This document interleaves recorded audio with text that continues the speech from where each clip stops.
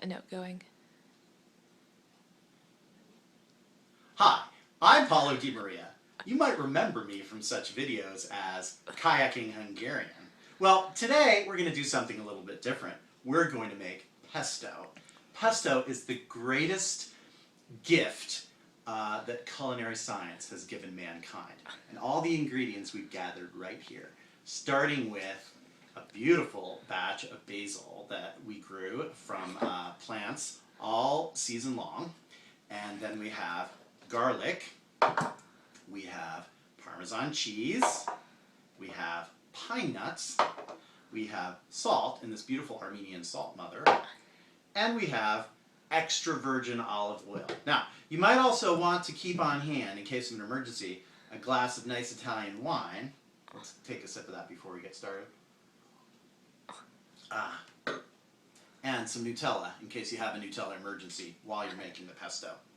So, we've got 2 cups of basil leaves. We're going to put those right in this food processor because we're going to use the food processor to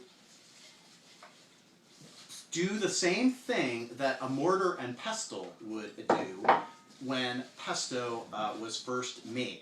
Because pesto comes from the Latin word that means crushed, because you would make it in a mortar and pestle. But fortunately, we have technology to help us. So we put the 2 cups of basil into the food processor, and we're going to start, and we're just going to chop it up for a little while.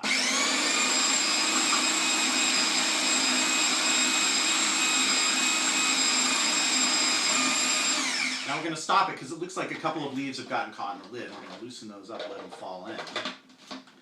And then we're going to continue. Now, the nice thing about this food processor, it has this little place right here where you can just add ingredients as you go.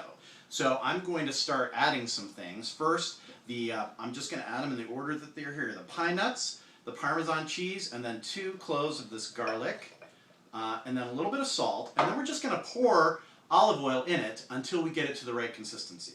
This is about a 1/3 cup of pine nuts, about a little more than a 1/2 cup of Parmesan cheese, like I said, 2 cloves garlic, just a little bit of salt. We'll probably put in about a teaspoonful, and then I add enough oil until it gets to the consistency that I like, which tends to be a little bit more than the recipe calls for. I think the recipe calls for about a 1/2 cup, but I'll use probably a little bit more than that. So I'm going to stop talking and start processing.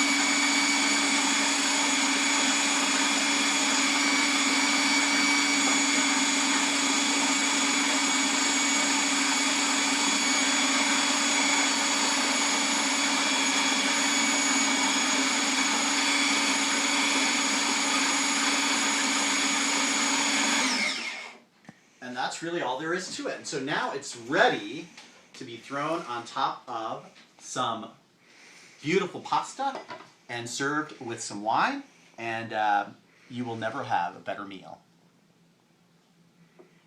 Bon